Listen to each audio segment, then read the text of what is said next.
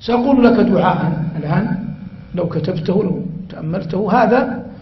لو قلته قبل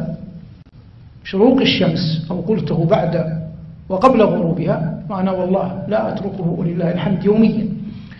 وقد رأيت فيه ولله الحمد أثرا عظيما علي وعلى أهلي.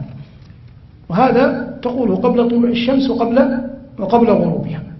قل أعوذ بوجه الله العظيم الذي ليس شيء أعظم منه،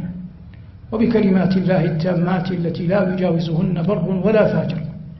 وبأسماء الله الحسنى كلها ما علمت منها وما لم أعلم، من شر ما خلق وذرأ وبرأ، ومن شر كل دابة هو آخذ بناصيتها، إن ربي على صراط مستقيم.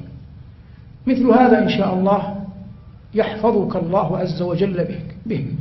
كان كعب الأحبار ابن ماتع، كعب ابن ماتع الحميري، يسمى كعب الأحبار لعلو علمه، كان يهوديا فأسلم، كان يقول، كان لا يترك هذا الدعاء، كان يقول والله لولا هذا الدعاء لسحرتني يهود، لأنهم نقموا منه أنه أسلم ونفع الإسلام بعلمه، لكنه كان يحافظ عليه قبل طلوع الشمس وقبل غروبها، أيا كان الوقت الذي يقوله، لكن الله قال سبح بحمد ربك قبل طلوع الشمس وقبل غروبها، وقد حمل هذا على الصلوات الخمس، لكن يحتمل كذلك الذكر والعلم عنده.